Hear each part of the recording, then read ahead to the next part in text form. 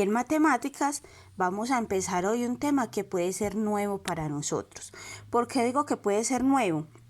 Porque nosotros ya hemos trabajado mucho la suma, ya hemos trabajado mucho la resta y de ambos casos hemos abordado también la solución de problemas matemáticos que involucran estas operaciones.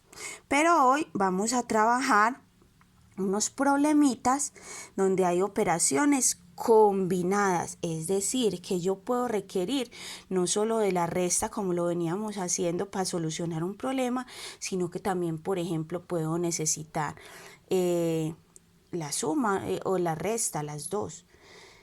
Esto, ¿cómo lo vamos a determinar? Como les he dicho yo, partiendo de la comprensión lectora, porque si yo no hago una buena comprensión del problema al momento que lo leo, yo no voy a entender qué tengo que hacer. Entonces, vamos a copiar como título operaciones combinadas. Esto lo encuentran en el libro de matemáticas que ustedes tienen en la página 34. Operaciones combinadas, y vamos a copiar esta definición que aparece en la parte de abajo, que dice: para resolver algunas situaciones se deben calcular dos o más operaciones, adiciones y sustracciones. Ya sabemos que adición es suma y sustracción es resta. En cada una se deben usar solo los datos necesarios. Los datos, ¿dónde los encontramos? En el problema. Y vamos a mirar este primer problemita, que como dice el título, son saberes previos, o sea, deben ser saberes que nosotros ya tenemos. Dice: en una cafetería se prepararon 174 vasos de jugo de mora y 135 de fresa.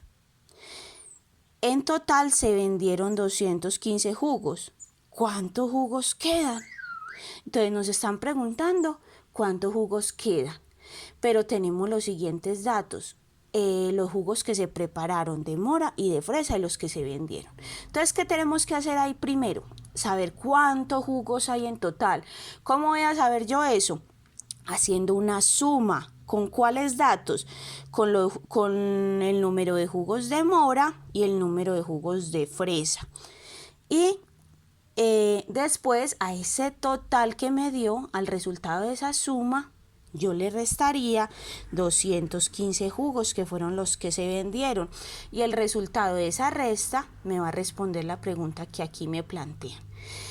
Como les digo, es un saber previo. Ese no lo vamos a escribir en el cuaderno, aunque si ustedes lo quieren desarrollar para ampliar el tema y profundizar pues en esto y practicar, es muy bueno, pero no lo tienen, no es obligación pues escribirlo en el cuaderno. Lo que sí vamos a escribir es el título, la definición y este problemita que está ahí, que nos está explicando detalladamente la resolución de este problema. Aquí nos están diciendo: en la sección infantil de una librería tenían 528 libros de cuentos y 343 juegos de pensar.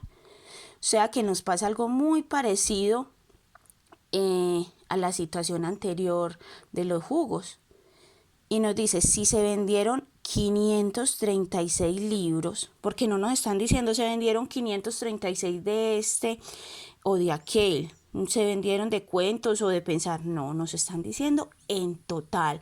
Entonces, por eso primero tenemos que saber cuánto es el total. ¿Y cómo vamos a hacer el total? Sumando los libros de cuentos y los libros de juegos para pensar. Si se vendieron 536 libros, ¿cuántos libros me quedan en la sección? Entonces miren que aquí nos está explicando. Esto sí lo vamos a escribir, este problemita, y aquí como nos están explicando.